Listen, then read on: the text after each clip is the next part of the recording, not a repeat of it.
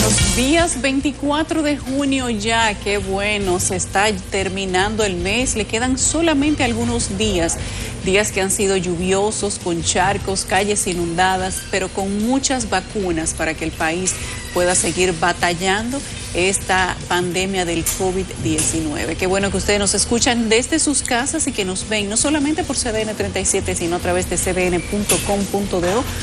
Nuestro portal que transmite en tiempo real. Buenos días, Catherine. Buenos días, Nelson. Muy buenos días a los amigos televidentes. 24 de junio, Natividad de San Juan el Bautista. Una felicitación a la gente de San Juan de la Maguana, de Vallaguana y de Pimentel, en la provincia Duarte. San Juan es un santo muy conocido y popular en República Dominicana. Está prácticamente nacionalizado.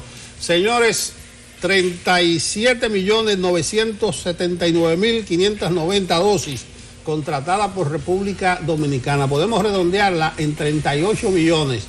La mayoría, casi el 95%, de Sinovac. Eso es un tema. Buenos días de nuevo, Catherine. Buenos días, Nelson. Buenos días, Yulisa. Hoy amanecimos con informaciones relativas a la ciudad de Miami. Tenemos una información en desarrollo. Vamos a ampliarla acá en Despierta con CDN. Un edificio de apartamentos de 12 pisos ha colapsado parcialmente. Se sabe, al menos por reportes de la cadena estadounidense CBS, que hay al menos una persona fallecida. Hay varios heridos y varias personas atrapadas. Tendremos más detalles más adelante. También queremos, como parte del equipo de Despierta con CDN, solidarizarnos con la familia del campeón de motocross Franklin Nogueras, quien falleció en la jornada previa. Las cifras de coronavirus siguen estando en la atención, no solamente de la República Dominicana, sino del mundo. Hablaremos precisamente sobre nuevas variantes, sobre la vacunación y su efectividad en una jornada como la de hoy. Un programa interesantísimo al que les invitamos que se mantenga conectado y que nos envíen además sus comentarios a través de redes sociales. Vamos a ver a continuación el contenido. La mutación que va teniendo y la variación que va ocurriendo. El gobierno se prepara para aplicar la tercera dosis de la vacuna contra el COVID-19. Hoy recibimos al doctor Alejandro Báez, ex asesor del Poder Ejecutivo en materia de salud pública, con los últimos datos sobre la pandemia. También conversaremos con el nefrólogo Eric Grullón sobre el cáncer de riñón y conectaremos con nuestro corresponsal en Nueva York para que nos resuma los resultados de la votación a alcalde de esa ciudad el día de ayer.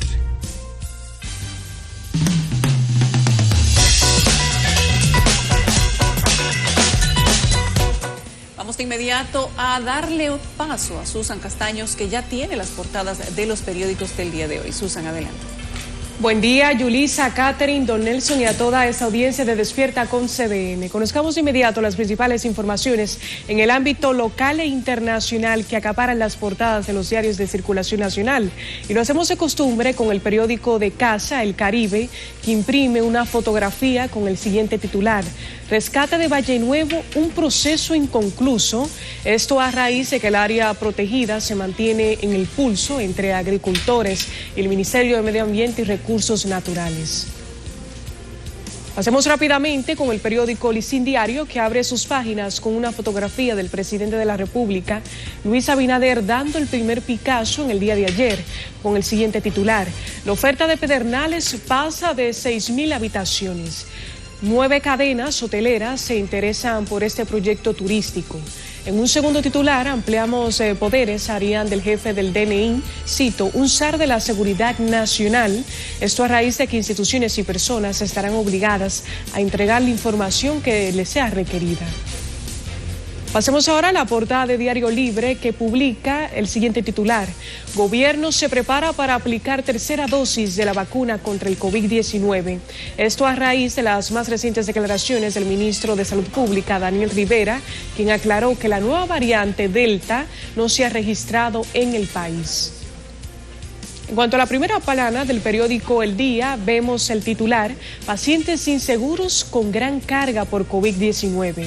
Esto a propósito de los internamientos que salen por decenas de miles de pesos. En cuanto a la agenda, a las 9 de la mañana se tiene previsto una rueda de prensa de gremios de bioanalistas y Fedosalud en la calle Juan Erazo, número 14 de Villajuana del Distrito Nacional. A las 10, el lanzamiento en línea, repositorio digital de memorias institucionales 1844-2020 por el canal de YouTube del Archivo General de la Nación. A las 11, el Ministerio de Cultura dará a conocer los ganadores del Premio Joven 2021 en el Auditorio Juan Bosch de la Biblioteca Pedro Enrique Sureña. A las 4, Leonel Fernández juramentará a deportistas en la Fuerza del Pueblo en la Casa de esa organización política. Para esta misma hora se tiene previsto un homenaje del compositor Luis Díaz, El Terror, frente a su antigua casa en la calle Bellén número 7 entre Pina y Estrellas. Finalizamos este recorrido con un toque de humor con la caricatura del periódico de esta casa y como segunda vemos a la de Cristian Hernández del periódico El Día. Ahí están en pantalla.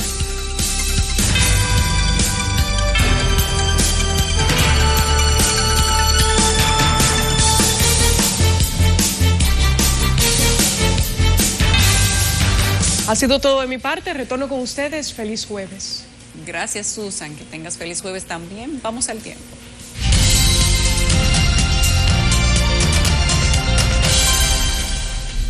En la capital dominicana amanecimos con un sol radiante, una mañana clarísima, pero no canten victoria, que en la tarde viene lo bueno. Jim Suriel con el informe del tiempo. Muchísimas gracias, muy buenos días. La vaguada seguirá incidiendo en nuestra región, específicamente en República Dominicana, aportando algunas precipitaciones dispersas en las próximas 24 horas hacia el sureste, noreste, también hacia la zona montañosa y parte de la región del Cibao. Pero esta condición meteorológica podría cambiar a partir de mañana cuando recibamos los efectos de la onda tropical número 11 que estará desplazándose en el Mar Caribe en las próximas horas y específicamente mañana estará ubicada justo al sur-sureste de República Dominicana. Estará interactuando con la misma vaguada que ha permanecido en el país y para el fin de semana se espera la producción de precipitaciones en gran parte del territorio nacional. Mientras tanto, en el Atlántico hay otras ondas tropicales, pero por el momento no hay amenaza ciclónica para nuestra región. Vamos a ver el pronóstico extendido para Santo Domingo, que está presentando para hoy la posibilidad de algunos chubascos, para mañana el incremento de los aguaceros, igualmente para el fin de semana por la incidencia tanto de la onda tropical como de la vaguada. La temperatura para esta tarde será de 31 grados Celsius, pero mucha atención porque al mediodía y en la tarde la sensación podría ser de 37 grados.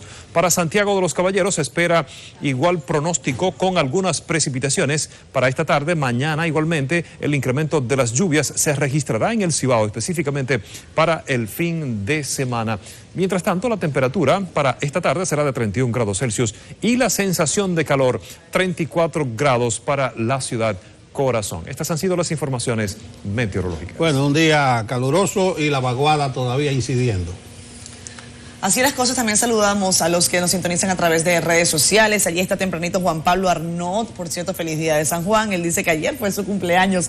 Juan Pablo, esperamos que hayas disfrutado y que sigas disfrutando. A mí me gustan esos cumpleaños que se toman la semana entera, que uno celebra y celebra, claro que sí. La Terrero Mercedes está con nosotros desde temprano también, buenos días para ti. Domingo Rodríguez desde Bridgeport, Connecticut, me imagino, Domingo, gracias por estar con nosotros. Giovanni Collado, quien es fiel seguidor del equipo de Despierta con CDN, nos dicen que hay personas que no lavan ni prestan la batea, porque dicen que los corruptos del PLD que dejen que el Ministerio Público trabaje y que dejen de criticar. Eso es parte de la democracia, Giovanni. Ahora están en la oposición y también tienen derecho a criticar. Si después esa crítica se les revierte como un boomerang, eso es otra cosa, pero déjalos que critiquen, que ese es el juego democrático.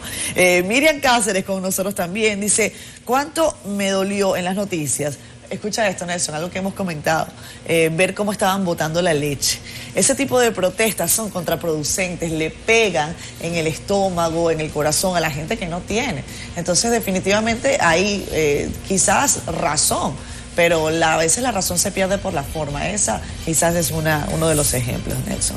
Giovanni Collao está comentando también algo sobre Rosalba Ramos, que Jean Alain era el mejor procurador. Oye, cuántas caricaturas ha dado Jean Alain Rodríguez y sus actuaciones, ¿ah? Está Cristian Hernández, está nuestro amigo Mercader. Hay muchos caricaturistas que han tomado esas posiciones de Jean Alain Rodríguez, y sobre todo cómo ha salpicado el tema judicial en los últimos días para hacer caricaturas, sátira, críticas. La señora María Sánchez Suárez dice: yo con mi pan para compartirlo con la gente de CDN. Oye, mándalo, porque hoy producción no nos dejó pancito por aquí. Eso sí, café tenemos, gracias a Dios. Y ya con eso es mucho decir. Pausa a las 7:15 de la mañana, si no me equivoco, chicos.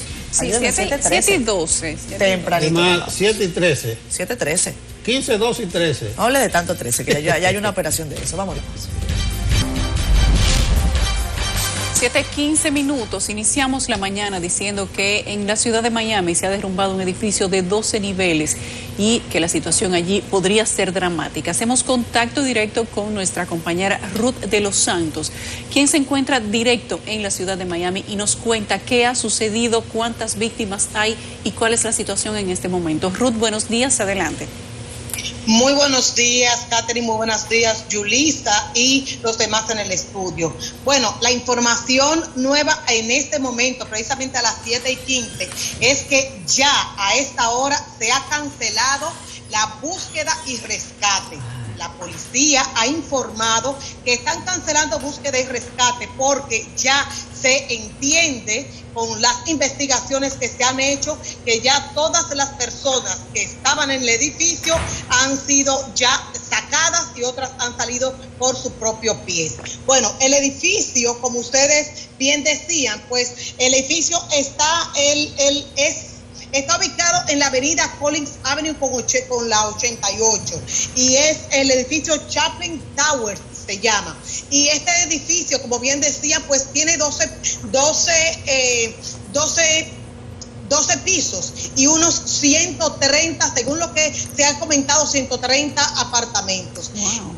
No se sabe a esta hora exactamente cuántas personas vivían en el edificio, pero lo que sí se sabe es que muchos apartamentos estaban vacíos porque gente lo usan para venir de vacaciones. Al menos yo tengo constancia de 2 apartamentos que estaban vacíos, pero lo que se sabe a esta hora es que una persona, como ustedes lo dijeron al principio, está muerta, es una mujer. Es la información que tenemos hasta el momento y que los heridos no nos dicen la cantidad exacta, pero sí son decenas de heridos lo que han sido transportados a los diferentes hospitales, específicamente al hospital Jackson. Ahí han ido la mayoría de los heridos. También, pues, otra información es que los equipos de rescate llegaron, según lo que nos comentan los vecinos, llegaron casi de inmediato cuando se les llamó. Al principio se decía que el colapso había ocurrido alrededor de las 3 de la mañana, pero más luego se pudo establecer que fue pasada la 1:15 de la mañana cuando el edificio colapsó. Colapsó la parte que da hacia el agua, la parte este del edificio, la que da hacia el agua, fue la que colapsó. Es bueno decirle que este edificio fue construido en el 1980, alrededor del 1980, y que en este momento estaba en revisión.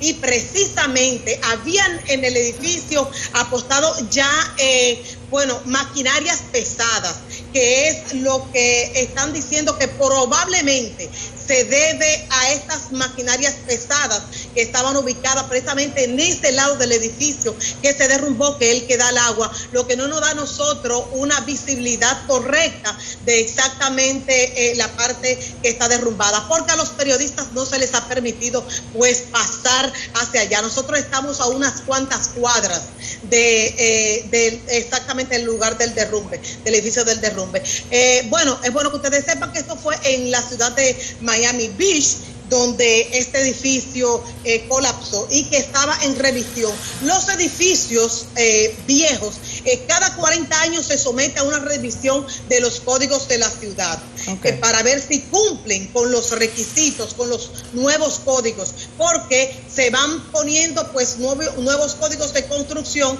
según cómo se va viendo pues los tornados, los huracanes, etcétera, etcétera. Y este edificio estaba precisamente en revisión porque ya tiene más de 40 años, fue construido alrededor del 1980 y todavía no se sabe si cumplía con los nuevos códigos de la ciudad, puesto que estaba en revisión. Hasta el momento, la información nueva que les puedo decir desde acá es que ya se ha cancelado la búsqueda y rescate, que ya entienden que no queda nadie ya atrapado bajo los escombros, ya ese trabajo se da por terminado y que decenas de personas han sido llevadas a los principales hospitales del área, muy específicamente al Hospital Jackson. Ahí fueron llevados la mayoría de las víctimas y que este derrumbe ocurrió en la ciudad de Miami Beach, en la edificio Chaplin Towers.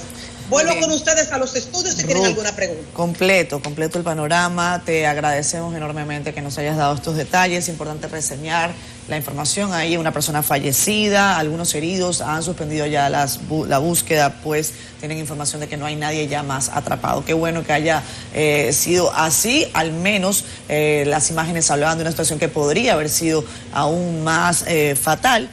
Al parecer no lo ha sido. Gracias, Ruth, por ese contacto. Muy buenos días. Muy lamentable, ya lo oyeron.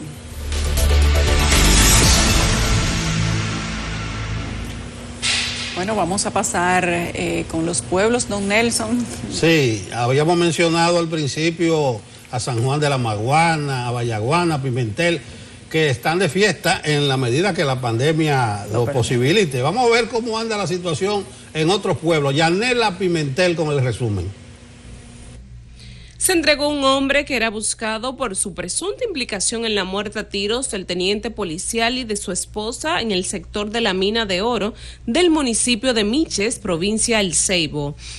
El detenido es Jesús Puente Ramírez, alias Bola, quien junto a Sócrates Santana se le señala como los presuntos responsables del doble homicidio de Jorge Cruz Custodio y Wendy Joanny Casado. La pareja asesinada participaba en una fiesta de despedida de una hija que se marcharía a Nueva York, pero se originó un incidente. Un hombre muerto con varias estocadas en diferentes partes del cuerpo fue encontrado en la comunidad Piña de Jaya de San Francisco de Macorís. El hoy occiso fue identificado como Milton Jiménez, de 42 años. Por el momento se desconocen las circunstancias en las que fue ultimado Jiménez, mientras que las autoridades iniciaron las investigaciones. La Oficina de Atención Permanente de la provincia de Duarte dictó 3 meses de prisión preventiva contra el recluso acusado de matar a tiros a otro en la cárcel de la Fortaleza Juan Pablo Duarte en San Francisco de Macorís. Se trata de Jesús Manuel Doli de la Cruz, alias Manuelcito, quien habría dado muerte a Fausto Francisco Capellán Guillén en el motín ocurrido la noche del domingo. El convicto fue enviado a la cárcel La Isleta del municipio de Moca, provincia Espaillat. Y también en San Francisco de Macorís, 3 meses de prisión preventiva como medida de coerción le fue impuesta a un hombre que ultimó de varias estocadas a su expareja, hecho ocurrido la semana pasada en el interior de una banca de lotería. Raúl Moya Rivera, alias Rao, dio muerte a su Lady María Fernández. La pareja, con aproximadamente 13 años de relación y 2 hijos, tenía 5 meses de separación. La Oficina Judicial de Servicios de Atención Permanente de la provincia de Duarte dictó 3 meses de prisión preventiva como medida de coerción a un hombre que propinó 7 estocadas a su pareja sentimental. Nelson Taveras, de 47 años, agredió a Altagracia Olivares Cruz y tendrá que cumplir la prisión en el Centro de Corrección y Rehabilitación Vista al Valle. Un juez de Villa Altagracia dictó 3 meses de prisión preventiva contra el comunicador Giacomonti Mendoza, acusado de violar sexualmente a un adolescente de 13 años. El magistrado José Hilario Germán Carpio dispuso que el imputado cumpla la medida en el Centro de Corrección y Rehabilitación Najayo. Según la imputación, Giacomonti Mendoza cometió la violación en su residencia el pasado 5 de junio tras interceptar a la menor que acudía a un colmado. Representantes del Ministerio Público, la Policía y la Dirección de Prisiones realizaron un operativo de requisa en la cárcel del kilómetro 15 de Azua. Allí se incautaron 79 celulares, 3 routers, un verifón, 2 machetes, 6 cuchillos, 8 punzones, 44 encendedores, 30 cajas de fósforos, 121 corta uñas, entre otros objetos.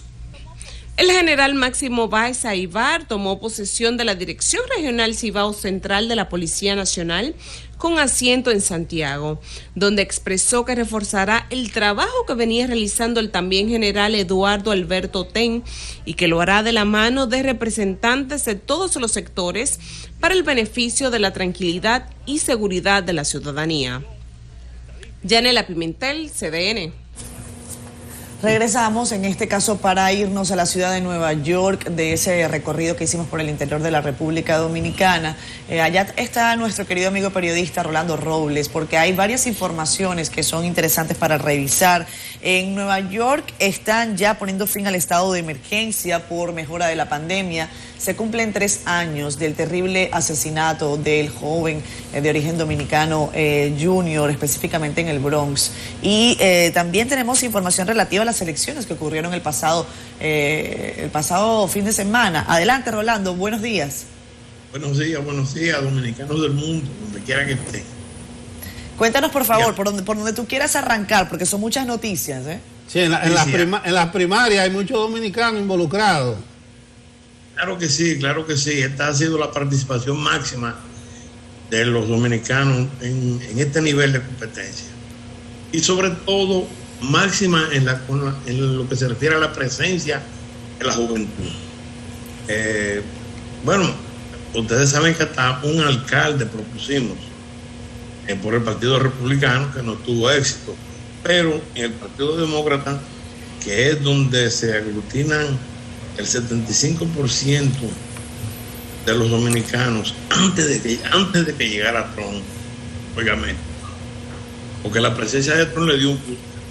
Pues ahí sí, en el Partido Demócrata, ahí sí hay bastante, es muy significativa la presencia. Aparentemente estamos discutiendo por la presidencia del borough o condado en Brooklyn con mucho éxito. Y también en el Bronx, un poco menos. Pero por lo menos estamos en la discusión. Porque con este sistema de votación nueva, a Ranked Choice Voting, es un poquitito, un voto eterno, que permite que tú votes por más de un candidato y que tú sabes, al hacer el conteo, pues ya hay todo un procedimiento para eliminar y es toma un poquitito de tiempo. De todas maneras, esperamos que lo que salga de esta primaria, que serán muy probablemente los ganadores de las elecciones en generales en noviembre, por lo que le dije, la superioridad de casi 5-6-1 que tienen los demócratas sobre los otros, pues va a salir una buena cosecha de nuestro gente joven, de verdad. Bueno, para decirle, ahí no hay nadie de miedo. Y probablemente nadie por encima de los 60 años. Vale, es muy bueno, muy bueno. En lo que se refiere al asunto del COVID, sí, aquí en la ciudad de Nueva York ya se está abriendo y casi usted puede hacer de todo, aunque esta ciudad nunca duerme, como dice el refrán, se mantuvo unos meses más que dormida, casi enterrada. Pero ya prácticamente los restaurantes están abiertos en su totalidad, casi con el 100%. Como complementarios, la ciudad le permitió que abrieran en la calle una extensión, oígame esto. Lío es ahora cómo quitarlo, porque están haciendo negocios, pero de manera brutal los restaurantes. La gente se vuelve loca. Y ahora el problema es que ocupan la calle, fue temporal, pero vaya, no hay manera de que tú le digas que el alcalde que viene va a atender ese problema. a tener ese problema. Porque aunque sea en invierno, no le importa a la gente. Afuera ya hasta calefacción hay, óigame. Y eso va a ser otro problemita de enfrentamiento con la autoridad. En el tercer caso que ustedes me decían, la muerte de Junior, sí es una lamentable ocurrencia de hace un par de años, donde dominicanos desaprensivos, no solo desaprensivos, sino con una identidad nacional que yo no sé de dónde diablo sale, pero que el Estado no ha hecho nada en absoluto por fortalecer. Tú sabes que el grupo que mató a esos muchachos se llama Los Trinitarios. Yo pude entrevistar a uno de ellos, de los dirigentes, y tú sabes lo que me dijo ese muchacho. Bueno, yo le increpaba, porque ustedes tienen otro nombre para ponerle a una banda. Me dice, no, lo que pasa es que en la cárcel ese es el nombre que nos aglutina. Bien. Ese es el nombre patriótico que nos permite a nosotros unificar. Así que tú sabes por dónde va. Bien, pues Rolando, te agradecemos enormemente que nos hayas dado este reporte desde la ciudad de Nueva York. Nelson, no sé si tienes alguna otra pregunta para... No, está claro. Rolando, a propósito de los trinitarios, este evento de Junior significó prácticamente la desaparición de ese grupo. Negativo totalmente. Oye, ellos son, como toda la pandilla, una consecuencia del régimen carcelario primero y del régimen de justicia en segundo lugar.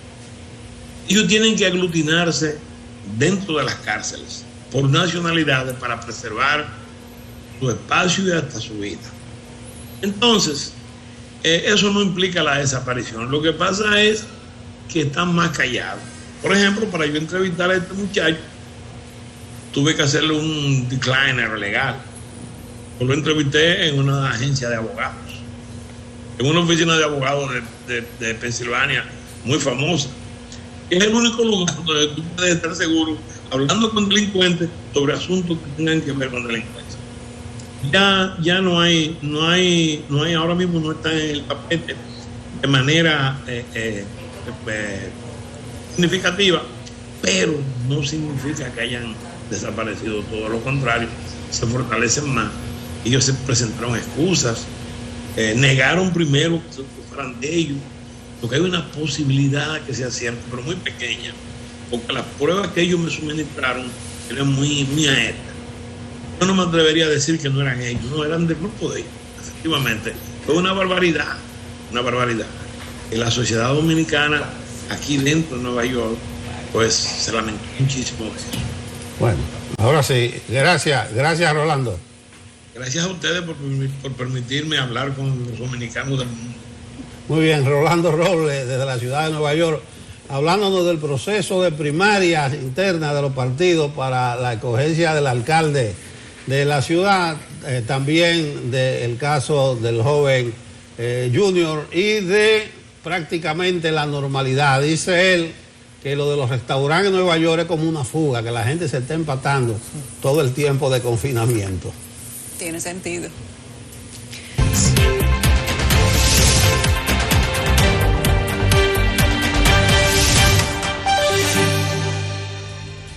Sobre la franja sur de Valle Nuevo se cierne el dilema de completar un postergado rescate medioambiental y erradicar una producción agrícola que pone en jaque la preservación de esta zona productora neta de agua. Los comerciantes advierten que la zona sur podría cerrarse mientras avanza el conteo regresivo de las autoridades. Carolyn Cueva presenta la última entrega de su serie Valle Amenazado. Este riachuelo ejemplifica cómo descienden las bondades desde Valle Nuevo, tanto para el comercio como para el medio ambiente. En sus linderos inicia toda una serie de actividades económicas. Desde el detallista que adquiere el producto y suple importantes mercados en la capital dominicana y otras ciudades del sur, hasta el financiamiento en la banca o el prestamista local. Y de lo mismo que ellos siembran, que le venden a uno recibe beneficios de esto que uno se mantiene. Van para el Mercado Nuevo, van para los supermercados Nacional, van para el Bravo. Más del 50% de los productores de ahí tiene compromiso con mi empresa. donde tienen el vehículo hipotecado. Pero también el que se beneficia de manera directa, como esta empacadora de fresas. Nosotros comemos de nuestro patrón que tiene su finca en Las de Pino. Nosotros somos trabajadores de Arquendro y Castillo, que a la hora que él tenga que recoger su producto, su agricultura, pues también nos recoge a nosotros. En San José de Ocoa consideran abusivo despojar de su sustento a cientos de personas en plena pandemia. Pero ambientalistas entienden que Valle Nuevo ya ha esperado demasiado y plantean que además de su rescate se establezcan sanciones. Yo veo gente que no van a soportarlo, y más en la situación que estamos ahora de la pandemia. En el caso de la región sur, el ministro ha anunciado que allí no hay propietarios, por lo tanto sorprende el que se hable de compensar o de reubicar, porque estaríamos premiando a los violadores. Lo que espera la sociedad dominicana son los sometimientos. Los agricultores en la zona proponen suspender los desalojos y consensuar una producción de menor impacto ambiental. Sin embargo, el plan de rescate del parque no parece admitir consenso. El parque más o menos comienza algunos metros abajo de aquí, de la Escuela La Morita. Esta escuela la acabamos de la mano del Ministerio de Educación. Vamos a convertir en el primer centro de protección y vigilancia de entrada al parque. La resolución 1621 del Ministerio de Medio Ambiente contempla además la reubicación de los campesinos que allí cultivan, aunque todavía no se define dónde. ¿Qué zonas serían esas? Ahí son varias, están en varias zonas porque el SEA no la tiene todas ni el IAD en el mismo lugar. Tiene que buscar dónde van a proporcionar uno y darle dónde trabajar. En los próximos meses, estos campesinos deberán enfrentar su mayor prueba, salir de la tierra que llevan décadas habitando y cultivando, pero que la naturaleza necesita recuperar. Carolyn Cuevas, CDN. José Urtecho, analista de tránsito, nos dará inmediatamente una panorámica general de cómo está la calle. Buenos días, Urtecho. Muy buenos días, don Nelson, buenos días al equipo. Vamos de inmediato a la calle a ver cómo están las principales vías y autopistas de República Dominicana. En este momento hay un accidente en la autopista Duarte a la altura de Básima. Esto es luego de cruzar la Villa Altagracia en dirección Santo Domingo Cibao. Un vehículo se deslizó y está en la isleta central. El tránsito está fluyendo sin mayores inconvenientes en ambos sentidos, mientras los miembros de la Comisión Militar y Policial del Ministerio de Obras Públicas trabajan para retirar este vehículo accidentado con solo daños materiales a la altura de Básima en la autopista Duarte, dirección Santo Domingo Cibao. Ya en el Gran Santo Domingo tenemos tapón habitual en el kilómetro 14 y en el kilómetro 12, eso es a la altura de la Avenida Monumental, y se extiende hasta el kilómetro 9. Pero luego de cruzar el 9 está el tapón de la John F. Kennedy, que inicia justo a la bajada del elevado de la Avenida Núñez de Cáceres, y este se extiende hasta la subida al elevado de la Avenida López de Vega. Tenemos un tráfico inusual subiendo el elevado de la Lincoln Kennedy, circulando desde la López de Vega. En el polígono central está viable la avenida López de Vega, Tiradentes, Abraham Lincoln, Winston Churchill. La avenida Máximo Gómez también está viable y la Núñez de Cáceres. La Ortega y Gasset se aprecia congestión en ambos sentidos, entre la San Martín y la Fantino Falco. La 27 de febrero, como de costumbre, lenta en el desnivel de la avenida Núñez de Cáceres y más adelante para ingresar al túnel de la 27 de febrero, circulando hacia la avenida Máximo Gómez. El elevado de la 27 de febrero circulando hacia la zona oriental se aprecia una fuerte congestión que hoy inicia en la Leopoldo Navarro y se extiende hasta la subida al puente Juan Pablo Duarte. Esto es parte del balanceo de los trabajos que se está realizando en el puente Juan Bosch en dirección desde la zona oriental. También desde la zona oriental se aprecia lentitud desde antes de la San Vicente de Paúl y se extiende hasta la subida al puente Juan Bosch. Estamos sugiriendo, si va a circular hacia la zona oriental, utilice la avenida México para luego circular en el puente Mella. Si viene circulando desde la zona oriental hacia el Distrito Nacional, utilice el puente flotante. Está despejado en dirección este-oeste. En la zona oriental está lenta la avenida Ecológica, su llegada a la autopista de San Isidro en dirección hacia la San Vicente de Paúl. Tráfico viable en la autopista de San Isidro, carretera de Mendoza, carretera Mella, así como la San Vicente de Paúl, circulando en ambos sentidos. La subida al puente de la Barquita congestionada y también está lenta la subida al puente de la 17 circulando desde Santo Domingo Este hacia el Distrito Nacional. En Santo Domingo Norte, congestión importante en la avenida Charles de Gaulle con avenida Hermanas Mirabal circulando hacia el puente Peinado. Más adelante se complica, como de costumbre, la subida al puente Peinado en dirección norte-sur. También se aprecia lentitud de importancia en la avenida Mirador Norte con Hermanas Mirabal en dirección oeste-este. En Santo Domingo Oeste, congestión habitual a su llegada a la prolongación 27 de febrero con Isabel Aguiar circulando hacia el Distrito Nacional. También tenemos un tráfico inusual en la rotonda de la Plaza de la Bandera para los que transitan desde la Rómulo Betancourt hacia la 27 de febrero, es decir, en dirección sur-norte. Es todo lo que tenemos y volvemos con ustedes al estudio. Será pues hasta mañana, un techo. Eso es correcto.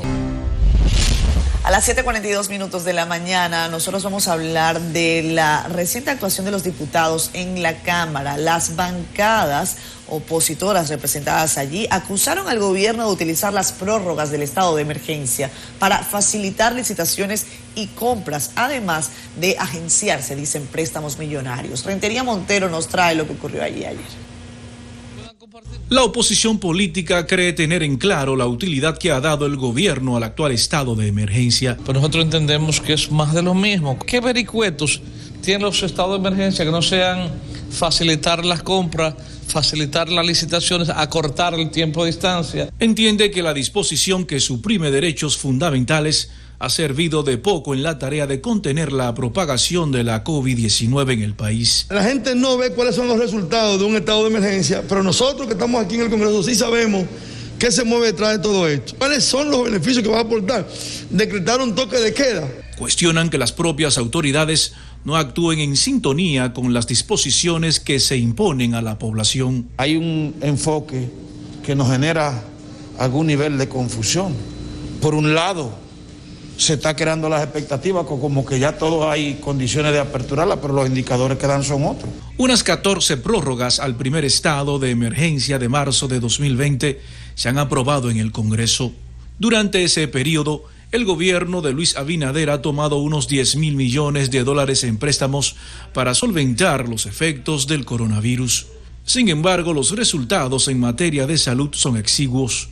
Por el camino que vamos, puedes tú tomar 20.000 y los resultados van a ser lo mismo. Porque hay que hacer un reordenamiento de la ruta a seguir en el manejo del COVID-19. Opositores anticiparon que condicionarán su voto para la aprobación de la prórroga solicitada. Rentería Montero, CDN. Bueno, esto sin duda que va a seguir generando opiniones porque tenemos más de un año haciendo declaratorias de emergencia. La última, que ha sido el día de ayer, es de 45 días más. Ya tenemos más de un año de una declaratoria en otra, de un toque de queda en otro, y ciertamente hasta que no estemos en una situación de control de la pandemia, pues posiblemente las autoridades no van a dejar de seguir sometiendo estados de emergencia. Esto tuvo un matiz político en el pasado de una forma lamentable y eso tal vez pudiera ser responsable de muchas de las opiniones y de los comentarios que emite la gente. Hay algo que ellos dicen que no deja de ser cierto: los estados de emergencia se utilizan para vulnerar procesos administrativos y para volarse todos los requisitos, todas las medidas que regulan las compras y contrataciones, y eso es una realidad. Hay 10 provincias que concentran la mayor tasa de vacunación contra el COVID-19 en el país, con una inmunización del 58% de la población. Vamos a ver lo que nos cuenta Susan Castaño sobre las autoridades que no descartan el reforzamiento de la inmunidad con una tercera dosis de la vacuna anti-COVID. Que necesitamos. El listado lo encabeza el Distrito Nacional, pese a ser una de las demarcaciones con mayor cantidad de contagios por el COVID-19. Segundo lugar, Monte Plata, 93.1% ya de primera dosis de su población. La Altagracia, 92.6%. La Romana, 66.4%. San Pedro de Macorís, 62.2%.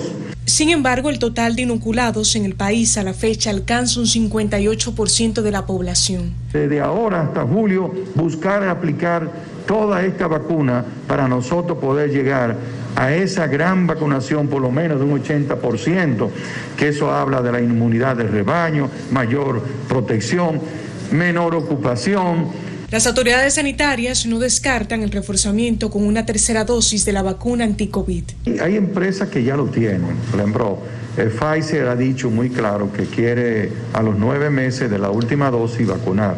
La mutación que va teniendo y la variación que va ocurriendo, pues la mayor variante de vacuna dice que permite una mejor cobertura para las variantes. 7.3 millones de vacunas han sido aplicadas, de estas 4.6 corresponden a las primeras dosis y 2.6 millones a la segunda.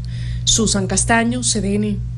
Solo una precisión, eso de la tercera dosis, eso no es ahora, eso es probablemente dentro de 8 meses, pero además las autoridades están analizando la situación particular de la Sinovac, que es la vacuna que se ha aplicado en mayor cantidad y proporción en la República Dominicana. Ya el doctor Rivera dijo que con la Pfizer existe más o menos ese convencimiento de que habrá una tercera dosis y no hay una decisión categórica con la Sinovac, pero que no es ahora que van a aplicarle una tercera dosis a la población. Además, la cifra que da el ministro de Salud evidencia que realmente se ha avanzado mucho, 94% en el Distrito Nacional con una primera dosis, 93% en Monteplata, 92% en la Altagracia. Evidencia que se podría caminar rápido hacia la famosa inmunidad de rebaño, o sea, lograr vacunar a más del 70% de la población objetivo. Con relación a los estados de emergencia y los requemores que expresaron algunos diputados, incluyendo lo del PLD, el estado de emergencia se decreta o hay una resolución al respecto para dos cosas, para el libre tránsito y para la libertad de reunión, o sea, para que el Ejecutivo pueda accionar sobre esos dos derechos que son fundamentales. Probablemente lo del toque de queda pueda ser sometido a revisión. Ahora coincido yo, ahora, en esta etapa, con algo que decía Leonel Fernández. Si hay un cierre de negocio, de establecimiento, a las 10 de la noche, para poner una hora, no necesariamente tiene que prohibirse la circulación, porque se supone que tú no tendrás ningún negocio, restaurante, colmado, plaza, parque abierto, y eso de por sí mismo va a restringir, va a reducir la circulación. Pero ni modo, ya este nuevo estado nos mete para agosto, probablemente la primera semana de agosto, si mal no calculo, y dijo un señor legislador ahí que ya van 45 prórrogas, yo creo que son muchas. Sí, son bastantes. Son 460 días exactamente que tenemos en toque de queda. Esa es la proporción para que lo veamos en la dimensión apropiada. Hay muchos países en el mundo que han llevado adelante este tipo de medidas restrictivas. Sin embargo, decir 460 días con toque de queda es mucho, sobre todo para el comercio, que ha sido uno de los sectores más afectados, sin duda. Hay varias situaciones y detalles que hay que ponderar en un momento como este. Si bien es cierto que estamos adelantando el Plan Nacional de Vacunación y que hay que aplaudir los esfuerzos que el gobierno esté haciendo en ese sentido y está haciendo en ese sentido, también hay que decir que estamos en una pandemia todavía que nos sorprende. Todavía no sabemos la totalidad de la actuación del COVID-19, del coronavirus. ¿Por qué lo digo? Estamos hablando de variantes. Se hablaba de la variante alfa, beta, delta. Ahora resulta que hay una Delta Plus, que es la variante india. Recuerden ustedes, es una variante que tiene una particularidad en cuanto a su contagio y en cuanto a su letalidad. Yo hace algunas semanas conversaba con el doctor José Joaquín Puello, quien muy preocupado me decía Catherine, el virus es más agresivo, y él se refería por supuesto al tema de las variantes. Esta situación ha sido ponderada por algunos especialistas sobre la capacidad no solamente de la vacuna china, sino también de la vacuna rusa, de la vacuna Moderna, de la vacuna Pfizer, sobre las variantes. Es algo que está en permanente revisión y en permanente estudio. Por eso quisimos hoy invitar al ex asesor del Poder Ejecutivo en materia de salud pública. Él es médico emergenciólogo, Alejandro Báez. El doctor Alejandro Báez está con nosotros vía Zoom. Doctor, muchísimas gracias por estar aquí. Hola, buenos días. Buenos días, para nosotros es un gusto, doctor. Queremos empezar por consultarle sobre la situación en la que nos encontramos en la República Dominicana en cuanto al tema de la vacunación. El doctor Daniel Rivera habla de algunas provincias que tienen ya un porcentaje importante de personas vacunadas. ¿Cómo esto nos posiciona frente a la pandemia? Sí, obviamente hay que felicitar los esfuerzos del Estado y sobre todo con esas alianzas público-privadas que se han realizado para optimizar el proceso de vacunación. Y hay que enfatizar en ese tema de las alianzas público-privadas porque hay muchos empresarios, con él, Pedro Brache, que están detrás de apoyo y ayuda en este proceso, porque al final juntos es que vamos a salir adelante. Entonces el Estado ha creado una arquitectura muy eficiente, involucrando universidades, involucrando locales propios gubernamentales, una logística importantísima, sacándole ventaja a la capacidad logística de las Fuerzas Armadas, y eso hay que celebrarlo. El general Lee Ballester es un gran héroe de esta pandemia, es una persona que ha estado detrás de todos estos procesos, junto con el Gabinete de Salud, junto con los esfuerzos del presidente de procurar vacunas, porque hay que quizás recordar, a veces nosotros los dominicanos nos apoyamos mucho de lo malo y perpetuamos y nos quedamos en lo malo, pero quizás hay que ver que meses atrás había problemas consiguiendo vacunas. La República Dominicana apostó al mecanismo COVAX de Gavi, apoyado por la Organización Mundial de la Salud, un concepto bueno, bonito, de escalabilidad, pero que simplemente no ha tenido su lanzamiento todavía. También apostó a buscar de una forma independiente soluciones con la Pfizer, la vacuna Pfizer, que era en ese entonces muy prometedora, que todavía tiene una eficacia muy buena. Y de repente ahora es que están llegando las soluciones de Pfizer, pero de repente encontramos una solución con la diplomacia de vacuna de China, con los esfuerzos de solidaridad de China, y hemos hecho un trabajo excelente, posicionándonos primeros en la región. Lo que sí quiero mencionar, y hay que celebrar esos esfuerzos del gobierno, porque no todos los estados, no todos los gobiernos que han estado en la misma situación que República Dominicana han tenido esa capacidad resolutiva, y eso hay que celebrar.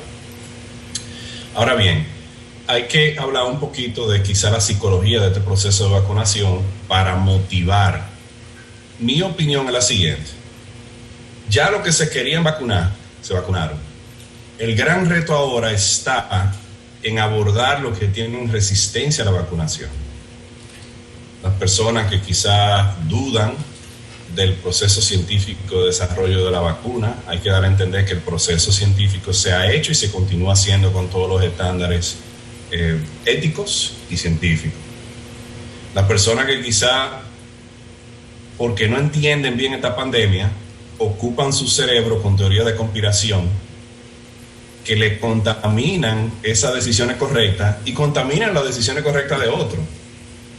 Hay que tumbar todos esos temas y dar a entender a la gente de que este túnel oscuro, que tiene más de un año, donde ya estamos viendo la luz en el otro lado del túnel, esa luz son las vacunas, y que tenemos que hacer el esfuerzo necesario para promover la vacunación. Si me permite, quizá en un momento en esta conversación puedo hablar un poquito de los retos de inmunidad colectiva asociados a las diferentes plataformas que tenemos. Por favor, sí. Sí, mira, el tema de inmunidad colectiva, a mí no me gusta el tema de rebaño, porque rebaño suena como que somos una oveja, una otra. Sí, como que pasivamente estamos caminando y de repente vamos al matadero. Al matadero. Sí, es como que no me gusta. Y como que nos arrean para allá. vamos a hablar de colectivo, vamos a hablar de socialmente colectivo, decisiones que tenemos que hacer como un colectivo social para un bien mayor de nuestra sociedad. Esa inmunidad se habla de un 70%, pero hay que aclarar lo siguiente, no es un 70% de personas vacunadas, es un 70% de personas inmunes. Exacto. Entonces ahí hay que entender el reto.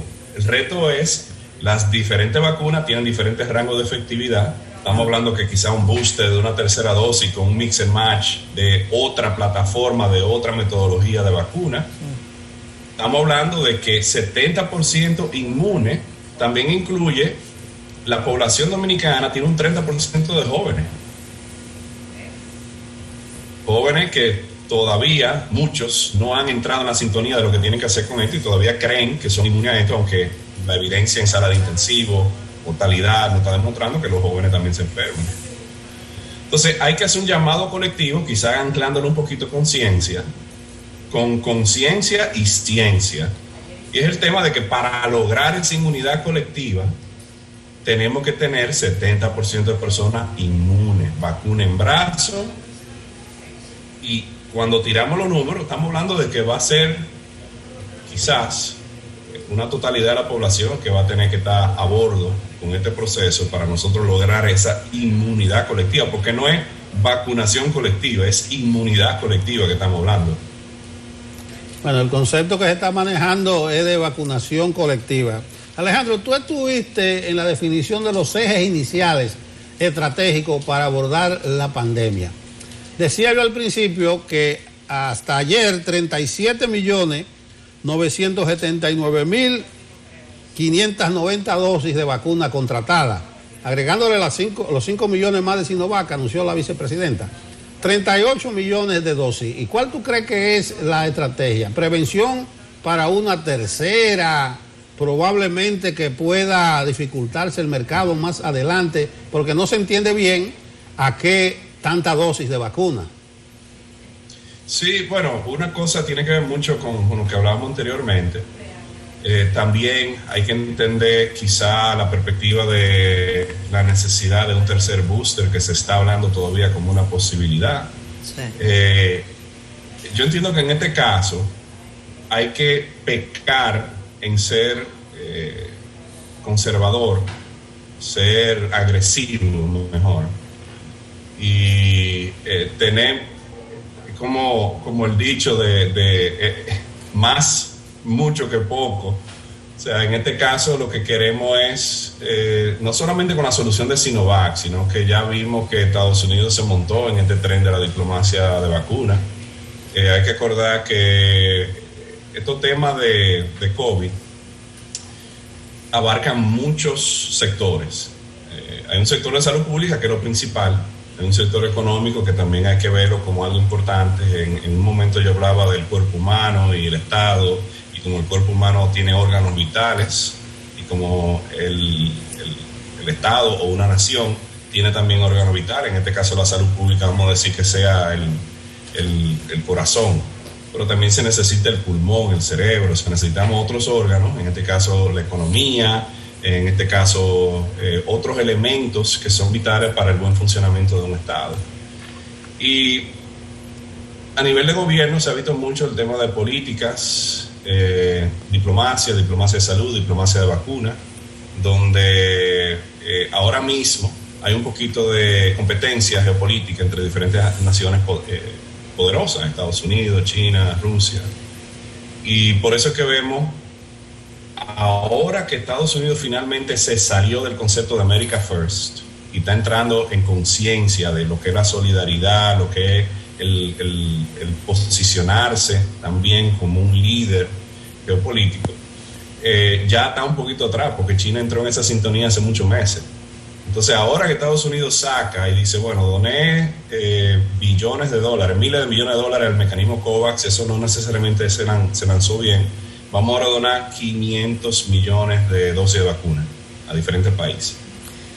Ahora que todo esto está saliendo, de repente se está cuestionando la efectividad de la Sinovac, de repente se está cuestionando la permisibilidad de traslado aéreo en base a pasaporte que utilizan una plataforma versus la otra. Otras cositas a nivel geopolítica, de diplomacia, de vacunas, de salud, que son interesantes y es bueno tenerla pendiente. Todo eso yo entiendo que se va a equilibrar, todo eso se va a resolver en su momento debido, independientemente de la plataforma de vacuna. Yo creo que no es una marca de vacuna u otra, sino lo que queremos tener es la certeza de que las personas están inmunes y que no hay una posibilidad de transmitir, no hay una posibilidad de enfermarse. Entonces, eso yo quería hablar de todas esas gestiones que se están haciendo de diferentes tipos o plataformas o casas farmacéuticas de vacunas. Todavía es importante seguir tocando la puerta y encontrar esas soluciones. Ya el gobierno de Estados Unidos se montó en el tren de apoyo. Y al final nosotros lo que tenemos que hacer es trabajar las soluciones que sean más lógicas y más necesarias para nosotros. Doctor Báez. Y yo creo que eso es lo que se persigue. Ayer veíamos en un titular en el periódico New York Times, un titular que particularmente llamó la atención de muchos, especialmente acá en República Dominicana y en otros países en donde, como usted bien ha señalado, se ha optado porque ver del presente hacia atrás ahora es fácil hacerlo todo, pero cuando no había vacunas no quedaba de otra sino buscar las vacunas que estuviesen en el mercado, y esas fueron las Sinovac. El titular del New York Times específicamente hablaba sobre los países que han confiado en estas vacunas del gigante asiático, no solamente Sinovac, que es la vacuna Coronavac, sino también la proveniente de China, que se llama Sinopharm. Esta investigación o este documento que publica New York Times habla del caso, por ejemplo, de Indonesia, habla del caso de Bahrein, habla del caso de Emiratos Árabes Unidos, también de Mongolia, también de Seychelles, que han logrado una inmunización importante, más bien una vacunación importante de su población. Sin embargo, la curva de la que tanto se hablaba al principio de la pandemia no ha logrado bajar estrepitosamente, como ponen ellos el caso, por ejemplo, de Israel o de otros países, en donde sí la vacuna, mientras más vacunación existía, la curva se iba al piso. ¿Qué es lo que está ocurriendo? ¿Usted atribuye esto al tema diplomacia de vacunas o crees que hay suficientes elementos técnicos para estar atentos a lo que ocurre allí? Sí, Catherine, mira, gracias por esa pregunta. Yo quizá también tengo que mencionar que yo desde hace unos meses, el presidente Abinader y el canciller Roberto Álvarez me pidieron que ayudara en tema de diplomacia de salud, y hace unos meses que estoy trabajando en diplomacia de salud desde Cancillería. O sea que hace mucho que yo estoy muy involucrado en estos temas de procurar vacunas, de entender mejor cuáles son las oportunidades a nivel de diplomacia de salud, diplomacia de vacuna y demás. Mira, yo veo con cierta... de una forma interesante el hecho de que todas estas publicaciones de medios de prensa de Estados Unidos salieron cuando Estados Unidos finalmente dio el sello de que va a apoyar el proceso de vacunación a nivel mundial. Okay. O sea, semanas antes de eso no había tanto ruido sobre la efectividad, porque al final se hacía difícil como criticar soluciones que te habían ofrecido otras naciones, pero tú no ofreces ninguna solución propia. O sea que ahí hay algo que tiene que ver con eso.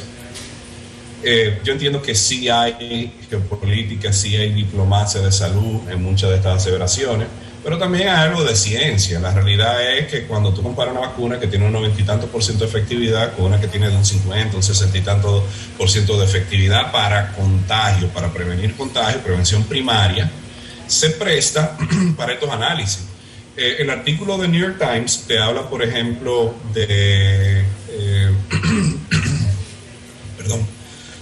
una tasa de positividad, no criticalidad ni hospitalización, sí, de 716 por 1 millón, comparado con lo que sería casi un 5 por 1 millón de países que han utilizado la plataforma Pfizer versus la que han utilizado la plataforma de otros países asiáticos. Pero al final, si tú te fijas, están utilizando la data de positividad, no necesariamente la data de criticalidad, la data de mortalidad, que al final es lo que entendemos que es quizá el corazón principal de esta solución de vacuna de Sinovac, que más de un 95% no va a ser hospitalizado, más de un 98% no va a morir por COVID. Y sí, es verdad que comparativamente tú vas a encontrar unas proporciones mayores de contagio, porque una vacuna es superior a otra en ese sentido. Lo que sí bien es cierto es que cualquier vacuna es mejor que ninguna.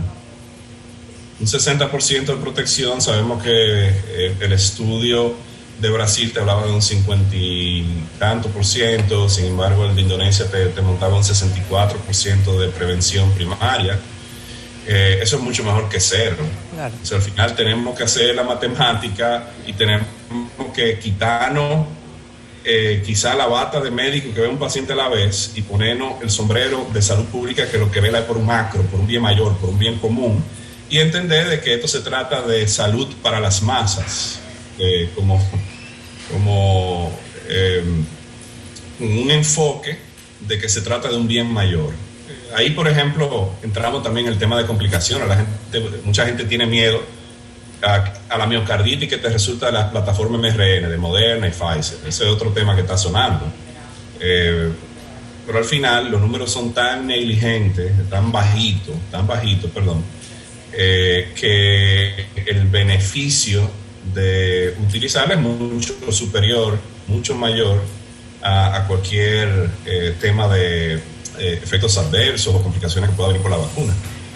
Pero al final, quizás es un buen contraste, ¿verdad? O sea, en las publicaciones que se está hablando del beneficio de Pfizer, se enfoca mucho en puntualizar y highlight los beneficios obvios que sabemos desde el desarrollo de la vacuna, pero de repente no se habla un poquito de los beneficios de otra o la reducción de alguna de las complicaciones, la presencia de complicaciones de otra plataforma. Al final todo hay que verlo como un conjunto. Y República Dominicana ha hecho muy buen trabajo tocando puertas para encontrar soluciones. Las soluciones operacionales que se han hecho para la campaña de vacunación han sido muy exitosas. Alianza público-privada a todo nivel nacional, dirigida a lo que son mapas de calor, donde hay una presencia mayor de positividad, complicaciones, como Santo Domingo y otras, el Gran Santo Domingo y otras ciudades. Y eso hay que celebrarlo. Esas noticias, de nuevo, tienen cierta veracidad, tienen también colores políticos obvios cuando uno ve el timing. Y nosotros tenemos que enfocarnos en nuestra realidad, en lo que hay, no en lo que pudiera haber ni lo que fue.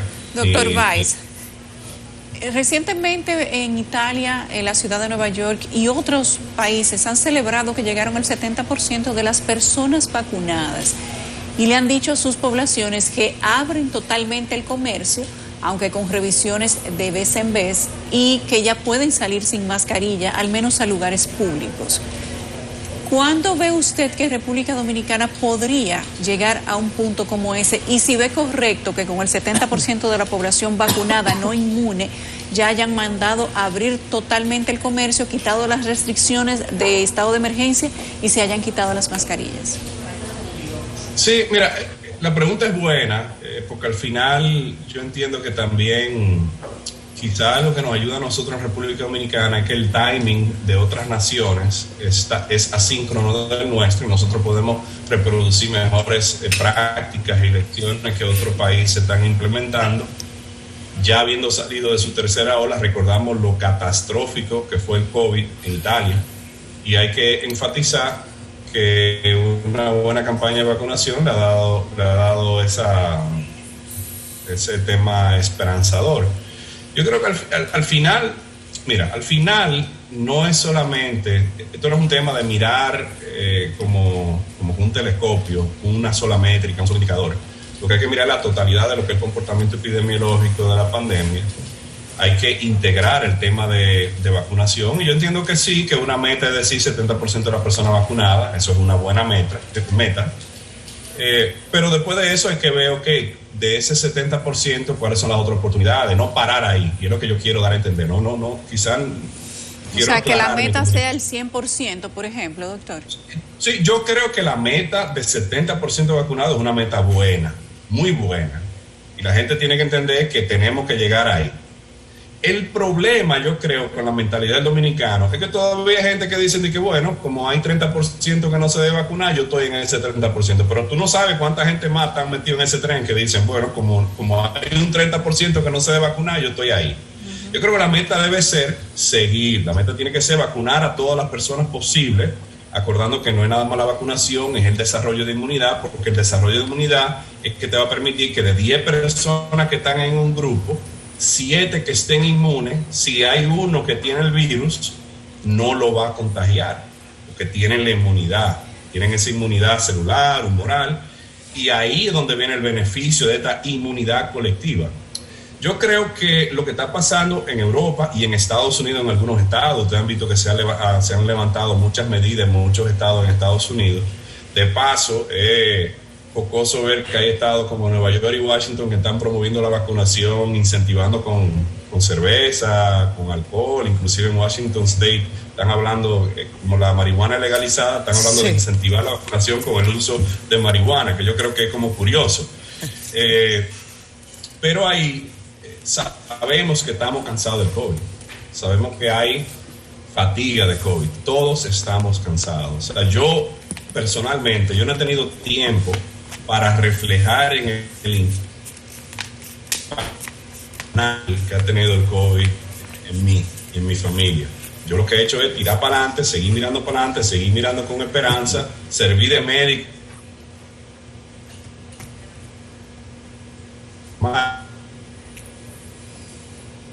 Pasos de decir, ya tenemos la esperanza porque ganamos tanto por ciento de la población a levantar estas medidas para que la gente sienta en ese aire esperanzador. Sí, Alejandro, decía Catherine antes de entrar contigo que tenemos 460 días en estado de emergencia y el toque de queda flexible, más estricto, eso da más de 15 meses. En tu opinión, la permanencia por lo menos del toque de queda con la característica de República Dominicana, ¿tú crees que todavía es tiempo o se deben explorar algunas fórmulas más flexibles? Sí, bueno, yo creo que ahora mismo, cuando estamos ya como en la colita, en la bajadita de una tercera ola, quizá no es el mejor momento para hablar de flexibilizar. O sea, ahora mismo, hoy, quizá no es el mejor momento de hablar de flexibilizar. Pero en su momento, bueno, ustedes se acuerdan cuando trabajamos todo lo que eran las solicitudes de estado de emergencia, eso fue un poco controversial el año pasado, se politizó hasta cierto punto, hoy se está politizando pero en vía contraria, o sea, es como curioso la corta memoria política que nosotros tenemos en República Dominicana. Fuera de lo que es la politización, que yo siempre le he criticado, no soy una persona política y siempre le he criticado independientemente de los colores partidarios, el tema es el siguiente. Yo lo veo como 3 botones, así como cuando uno está de jockey, tú modulas por un lado y le das por otro. Tenemos la salud pública, que es el botón principal ahora. La salud pública tiene que estar al máximo. El control de salud pública tiene que estar al máximo porque estamos viendo ahora, ya se está viendo la salida de esta tercera ola, que es muy buena. Los indicadores de positividad, los indicadores de utilización de servicios de salud están bajando. El segundo botón es el tema económico. Y a mí me costó entender, o sea, hay muchos colegas médicos que dicen salud, salud, salud, pero a mí me costó entender que sin economía es muy difícil promover la salud. Porque no es un gran empresario o un gran médico que tiene su colchón económico. Estamos hablando de la economía informal y estamos hablando de padres y madres en su casa, o sea, es complicado. La economía es importante, pero en este caso la salud tiene un elemento primordial, pero la economía todavía podemos ir modulando, le podemos ir viendo cuáles son los elementos económicos que pueden continuar funcionando y cuáles son las medidas creativas dentro de lo que es el toque de queda y el estado de emergencia que se puede continuar, preservar lo que es la producción económica, como teletrabajo, horarios segmentados y demás. Todo eso se ha implementado y yo creo que ha sido exitoso y todo eso se ha ido aprendiendo con el tiempo. Y el tercer elemento son las libertades civiles, lo que estábamos hablando de Italia. Hay un tema, por ejemplo, las medidas restrictivas que aplicó China no se pueden reproducir en República Dominicana. Son muy agresivas y en una nación democrática, con una sociedad como la de nosotros, hay cosas que no se pueden aplicar. Entonces, ese balance entre salud, economía, libertades civiles es lo que tenemos que tener en consideración. Ahora mismo que estamos en la colita de la tercera ola, podemos ir evaluando cuáles son los próximos pasos a nivel económico, cuáles son los próximos pasos a nivel de libertades civiles y empezar a modular cuáles son esos pasos desde una perspectiva de políticas, desde una perspectiva social, de una perspectiva económica, de una perspectiva de salud pública, todos esos elementos. Alejandro, Por último, por lo menos por mi parte, el 28 de mayo el ministro de Turismo, David Collado, publicó en redes sociales, hizo pública la disposición del gobierno y en específico del ministerio de solicitar a los viajeros que provenían de Brasil, Inglaterra y Sudáfrica pruebas PCR o antígeno para ingresar a la República Dominicana. Cuando estamos hablando de una nueva variante llamada Delta, Delta Plus, la situación que se ha producido en India, la nueva situación que se ha producido en el Reino Unido, ¿cuál es la recomendación que ustedes han hecho y qué está preocupando en este momento a los científicos que asesoran de una manera u otra al Poder Ejecutivo? Sí, bueno, con respecto al último punto, yo no soy parte del Gabinete de Salud, no conozco muy bien el proceso de decisión, las conversaciones. Sí sé que hay mucha gente buena y muy capaz que está en el gabinete, gente que inclusive no son partidarios, son técnicos que apoyan con mucho conocimiento objetivo. Yo lo veo, quizá lo primero que hay que ver es que esa disposición del ministro David Collado fue buena y fue objetiva, en el sentido de que él tomó una decisión que tenía implicaciones más hacia la salud pública que hacia la economía. Entonces no sé si eso a mí me da un voto de confianza de que las decisiones están siendo con objetividad y con evidencia científica. Ahora bien, quiero hacer la siguiente aclaración. ¿Ustedes se acuerdan que antes de que se utilizara el alfabeto griego, alfa, beta, gamma, sí, kappa, delta, se hablaban de cepa como el nombre del país? Sí. Lo primero que hay que hablar es que el virus se originó en Wuhan, China, y no lo llamamos el virus chino, inclusive es despreciado y es muy criticado el que tú digas el virus chino. Hay políticos que utilizaron ese término y eso está mal. Eso está mal porque magnifica una nación y eso es incorrecto. Sin embargo, las variantes empezamos a llamarlas por los países: Sudáfrica, Brasil, Reino Unido. Sí. Y de repente la OMS, después del tiempo, como que razonó y dijo: ven acá, pero no lo llamamos el virus chino porque está mal, porque estamos llamando a la variante con el país de nación. Y lo otro que hay que puntualizar, y ahí es donde voy, con una aldea global como la que vivimos nosotros, que todavía está intercomunicada por avión, sí, marítimo, se puede pecar de visión tubular el decir: oh, la cepa brasileña, yo voy a limitar a la gente que viene de Brasil, pero tú no sabes si el que vive en Colombia o Argentina también estuvo en Brasil hace 2 días, claro. Sí, o el que estuvo en Estados Unidos, o el que viene de Europa. Entonces, claro, yo entiendo que es un error quizá conceptual. O sea, ¿tú sugieres que se le pida PCR a todo el que entre al país? No, porque yo no sé si eso funciona. Yo no sé si eso funciona, de verdad. Yo sé que intuitivamente eso va a crear restricciones. Pero, por ejemplo, vamos a darte un loophole del tema de PCR. Y si tú te haces la PCR un día después que te expusiste, viajaste a República Dominicana y duraste una semana, y a los 5 días es que realmente se ve la positividad, y tú estás en República Dominicana positivo pero con una PCR negativa porque se utilizó antes de viaje. O sea, ahí tú vas a tener un falso negativo por el hecho de que tu ventana de prueba no se asoció a la real ventana epidemiológica donde tú vas a tener una positivización. Claro. Entonces yo no estoy seguro que las restricciones de viaje asociadas a PCR realmente funcionen. Yo entiendo que es un mecanismo que sí es estricto, pero no estoy seguro que funcione. Yo creo que lo que hay que seguir es aprendiendo de lecciones de otros países con la evidencia que hay, apretando cuando tenemos que apretar, teniendo consideraciones de que nuestro país ahora mismo en esta tercera ola, la salud pública número 1, pero tenemos que ir mirando con un ojo esperanzador cuáles son esos elementos que nos van a permitir, como un país que vive del turismo, o sea, hay que hablar de la importancia que tiene el turismo, salud pública primero, pero realmente tenemos que ir trabajando ese marco, ese framework, para seguir apoyando un turismo seguro, votos de confianza. Vamos a celebrar que la semana pasada se anunció el que nos bajaron de categoría de viaje el Departamento de Estado y la CDC, que respetaron y apreciaron todos los esfuerzos que se están haciendo en la República Dominicana y nos bajaron de un nivel 4 a una categoría 3. O sea, eso es un gran logro. Y es un gran logro, y déjeme decirle, yo que he estado del otro lado de estas negociaciones. Y no es casualmente no es fácil, después de que compramos la Pfizer, después de que llegaron las Pfizer, Alejandro, porque también hubo gente que dijo eso. Bueno, o sea, el timing, ¿qué te digo? Yo no puedo de una forma deshonesta, ignorar el timing político. Claro. Pero al final hay que celebrarlo. O sea, claro. ¿Qué te digo? Es una realidad de que ocurrió en el momento de que la Embajada de Estados Unidos nos dio esa donación o nos trajo ese cargo de Pfizer. Es una realidad que vamos a seguir obteniendo vacuna Pfizer, es una realidad. Pero eso no me quita la habilidad de celebrarlo, claro. De que es un logro para República Dominicana. Y tampoco me quita la habilidad de celebrar que República Dominicana ya tiene Pfizer en el país.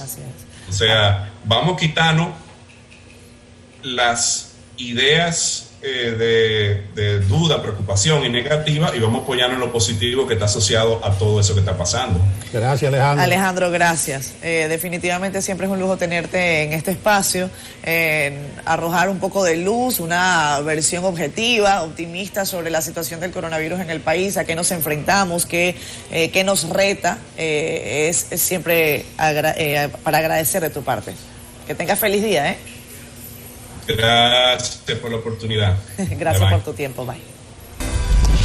Regresamos a Despierta con CDN, son las 8:24. A propósito de lo que ha dicho el expresidente Leonel Fernández, de que es momento de analizar el tema de los salarios para poder contrarrestar el alto costo de los alimentos y de la canasta básica familiar, nuestra compañera Karelyn Cuevas ha salido a la calle a preguntarle a la gente si está de acuerdo, si es cónsono con lo que ha dicho el expresidente Leonel Fernández. ¿Cree usted que se debe aumentar el salario para contrarrestar los altos precios de la comida? Hacemos conexión con Karelyn y veremos qué opina la gente. Karelyn, adelante, buenos días. Buenos días, así es. A raíz del incremento de los principales productos de consumo masivo y de los combustibles, así como de otros artículos, diversos sectores han planteado que para contrarrestar esta situación lo ideal sería reajustar el salario tanto en el sector público como privado. Al respecto vamos a ver qué dice la gente en la calle. Vamos a conversar con algunos de los ciudadanos a ver qué opina al respecto. Buenos días, joven, ¿cómo se encuentra? Bien. Mira, ¿usted cree que se debería ya pensar en aumentar de salario a los empleados? Deberían. ¿Por qué? Porque todo está subiendo y algo ¿cómo uno va a sustentar todo eso? ¿Cuánto usted cree que debería aumentarse? 5 por ahí más o menos. ¿Usted trabaja en el sector público o privado? Privado. ¿Su nombre? André, muchísimas gracias. Vamos a seguir conversando con las personas que se encuentran acá y van hacia su trabajo a ver qué nos dicen sobre pues la necesidad que plantean algunos sectores de que se aumente el salario como forma de contrarrestar pues el alto costo de la vida. Buenos días, joven, ¿cómo se encuentra? Muy bien, Joan Alvarado. Mire, ¿usted cree que a raíz de los aumentos de los artículos de la primera necesidad y todo esto, deberían ya reajustar el salario? Claro que sí, es necesario porque la canasta básica es el Empire State alante de cualquier, o sea, de cualquier sueldo normal básico. ¿Cuánto usted cree que se debería aumentar? Bueno, debe ponerse o igual que la canasta básica o casi igual que la canasta básica. Muchísimas gracias. Seguimos pues consultando con los ciudadanos que a esta hora de la mañana pues se dirigen hacia sus labores y vamos a ver una última persona más a ver qué nos dice al respecto sobre esta situación. Buenos días, señora, ¿cómo se encuentra? No está bien. Muchísimas gracias. Buenos días. Buenos días. ¿Su nombre, por favor? Silvio Rosario. Silvio, ¿usted cree que ya es momento de que se hable de un reajuste salarial, tanto a nivel público como privado? Claro que sí, ya es momento, ya las cosas han subido mucho, la canasta familiar se ha aumentado mucho, ya lo que ganamos ya no da. Es necesario que ahora se implemente un aumento, un reajuste salarial. ¿En cuánto usted cree que se debe aumentar? Bueno, mínimo 20,000 pesos, la canasta mínima. Muchísimas gracias, esa es la situación, es la opinión de los ciudadanos, entienden que sí ya es tiempo de que comiencen las discusiones pues para reajustar el salario y es también lo que han planteado sectores de pues dirigentes sindicales que han planteado que ya pues han pasado 2 años y debe ser convocado el Comité Nacional de Salario para el sector privado, pero también sectores como el propio expresidente Leonel Fernández pues plantea que también en el sector público debe ya pues realizarse un reajuste de salarios. Esa es la situación, así vuelvo con ustedes. Gracias, Carolyn. Ya ustedes han visto, no escuché ni uno que dijo que no le suban el salario, pero yo creo es fácil. Que es de entenderse. A quien que le pregunten si quiere que le sube el sueldo va a decir que no.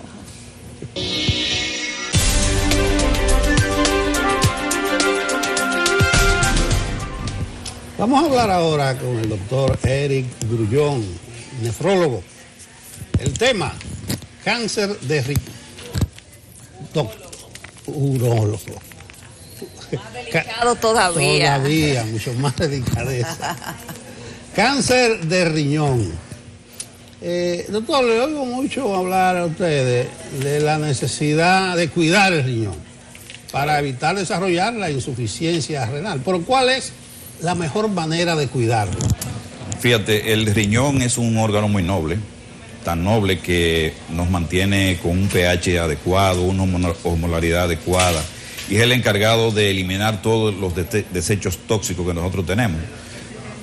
Consume el 22% del gasto cardíaco, por lo que cuidarlo es prioritario. ¿Cómo cuidamos nuestro riñón? Bueno, pues disminuyendo la obesidad o tratando de evitarla, disminuyendo el tabaquismo, que es una causa fundamental que duplica la probabilidad de desarrollar el cáncer de riñón, y con una alimentación sana, básicamente. Esos serían los mecanismos prioritarios para una buena salud renal. Y dije buena alimentación, una buena hidratación también es fundamental para no llegar a desarrollar los cálculos renales. Ahí mismo, los principales factores de riesgo.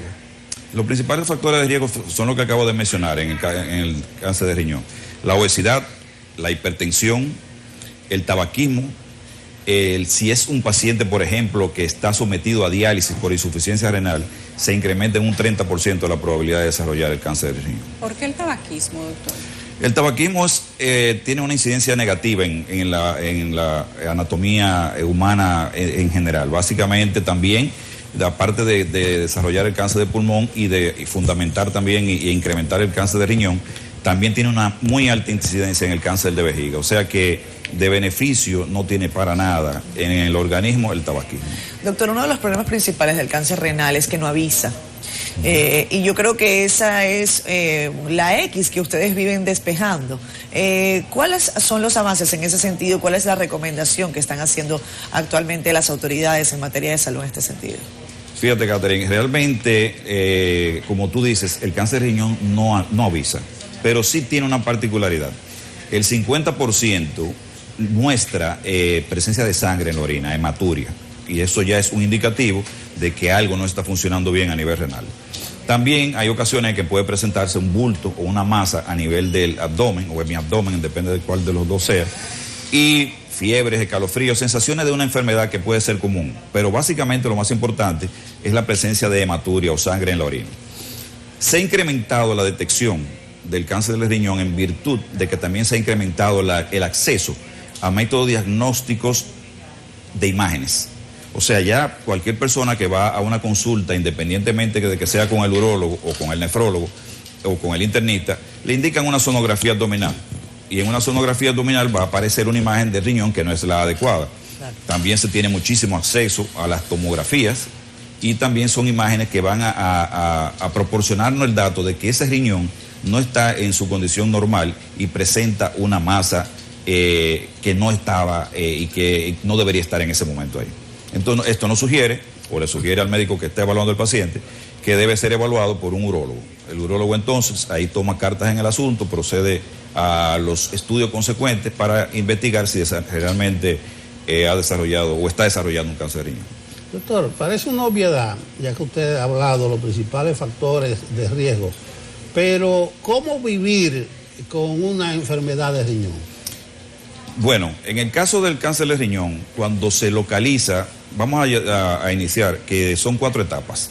En la etapa 1, la masa mide menos de 7 centímetros y está localizada dentro del riñón. En la etapa 2, mide un poco más de 7 centímetros, pero está localizada todavía en el riñón. En la etapa 3, ya sale a la cápsula y puede invadir la glándula suprarrenal que se encuentra, como su nombre lo dice, por encima del riñón.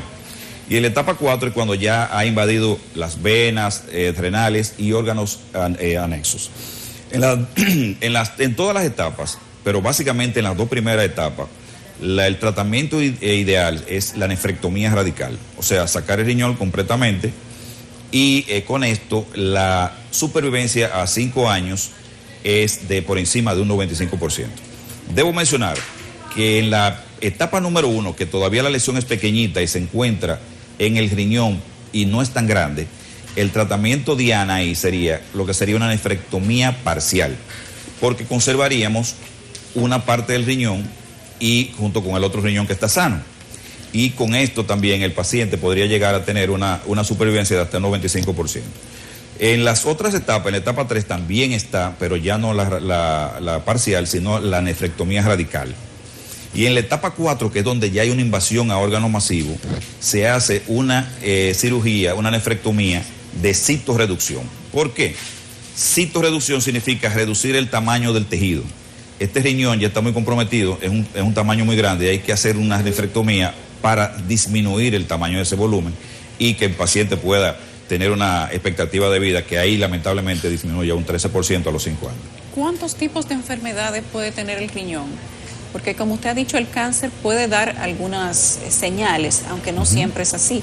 Pero ¿de cuántas otras cosas puede estar enferma una persona en el riñón que no se dé cuenta y que le desencadene en una situación peor más adelante?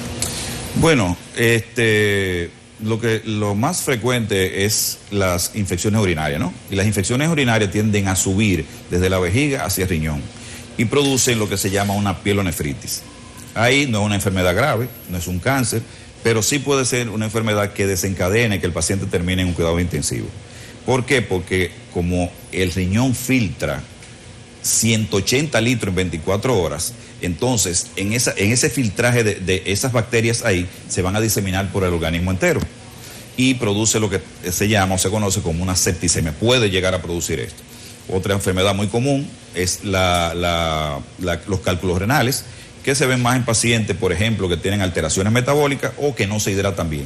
Ahora, como está muy de moda el Star Fit y eso, mucha gente no se hidrata bien y cuando viene a ver tiene... Para que se le marque el cuerpo. Exacto, doctor. Entonces no se hidrata bien y puede desarrollar cálculos renales. Otra enfermedad es la glomerulonefritis o afección de los glomérulos dentro del riñón. Esta patología ya la maneja no el urólogo, sino que la maneja el nefrólogo. Pero son enfermedades que no son desencadenantes de un tumor o un cáncer renal. Doctor, en su consulta, ¿cuántos casos están ustedes recibiendo anualmente? Sé que van a veces a conferencias. ¿Cuál es la incidencia del cáncer de riñón en la República Dominicana? Y a partir más o menos de qué edades estamos viendo la mayor incidencia de este tipo de enfermedad. Fíjate, Caterina, nosotros no tenemos una estadística dominicana, pero sí te puedo hablar de la que países desarrollados como la de Estados Unidos que sí la llevan.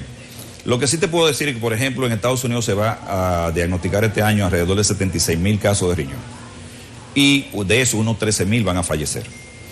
Es más frecuente en el hombre. En el hombre se ve 1 en cada 42. En la mujer se ve 1 en cada 80. Es más frecuente en la raza negra. Nosotros eso no nos ayuda. Es un tumor que no es extraño verlo en la República Dominicana, por los factores que acabo de mencionar. Pero que como se logra identificar por imágenes que ahora están siendo más frecuentes, o sea que estudios que van rutinariamente en una consulta, pues 2/3 llegan a ser identificados cuando todavía la lesión está dentro del riñón. Un 3/3 lamentablemente ya va a estar avanzadito y esas cosas, y ahí ya el tratamiento se complica un poquito más en cuanto al seguimiento y las terapias. El trasplante de riñón, creo que ya en estos tiempos es algo, no diremos rutinario, pero por lo menos que la ciencia médica tiene eso ya en un estándar de lo más normal posible. Sí, claro que sí. Lo que sucede es que en el caso del cáncer de riñón, el trasplante no forma parte de la terapia. El trasplante de riñón es el paciente nefrópata que tiene una insuficiencia renal, en donde sus riñones no filtran adecuadamente los nutrientes necesarios para que permanezcan en el cuerpo y pierden, por ejemplo, muchas proteínas. Entonces, ya cuando llegan a esa etapa donde los desechos que deben ser eliminados no son eliminados adecuadamente, pues entonces se recurre al trasplante de riñón. Ese DIMAT lo hacemos rutinariamente también, o sea que forma parte de nuestro estándar de trabajo. ¿Hay factores hereditarios ahí? ¿En el cáncer de riñón? Sí, pero no es tan incidental como el cáncer de la próstata. Realmente es una aparición esporádica. O menos de un 5% tiene factor hereditario, aunque sí lo hay. Realmente, cuando hay un familiar que ha desarrollado un cáncer de riñón y desarrolla en el mismo riñón otro tumor, es más frecuente que un pariente directo desarrolle el cáncer de riñón. Doctor, le agradecemos enormemente que nos haya acompañado durante esta mañana. Claro, un honor para mí. Un gusto. Gracias a ustedes por recibirme.